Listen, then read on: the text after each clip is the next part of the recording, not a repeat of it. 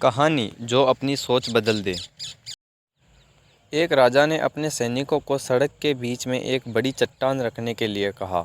चट्टान को बीच सड़क में रखवा कर राजा ने अपने सैनिकों से छुपकर उस चट्टान पर नज़र रखने के लिए कहा कि देखना उस चट्टान को रास्ते से कौन हटाता है।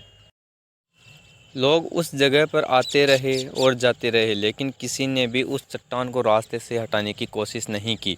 उस चट्टान के पास से लोगों के गुजरने वालों में राजा के कुछ करीबी लोग और शहर के बड़े व्यापारी भी शामिल थे, और उनमें से कुछ लोग तो राजा को ही कोसने लगते कि क्या राजा इस चट्टान को भी रास्ते से नहीं हटवा सकता।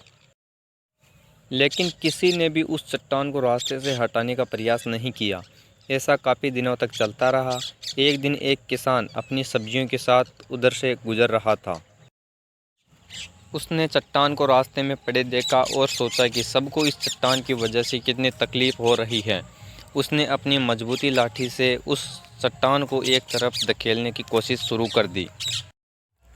काफ़ी कोशिश के बाद वह उसे सड़क से हटाने में कामयाब हो गया। चट्टान रास्ते से हटाने के बाद किसान अपनी सब्जियों को उठाकर जाने ही वाला था कि अचानक उसकी नज़र एक पोटली पर गई, जो ठीक उसी जगह पड़ी थी जहां से उसने वह चट्टान हटाए थे।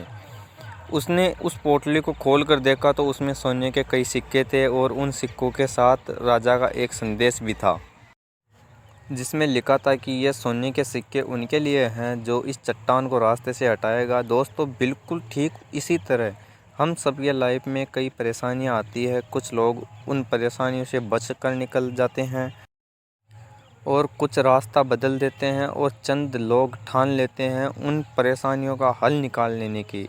और ऐसे ही लोग मुश्किलों में संभावनाएं और संभावनाओं में छिपे अवसर खोज लेते हैं। मजबूत इरादे और नेक दिल के साथ किए गए कोशिशों के परिणाम हमेशा ही अच्छे आते हैं।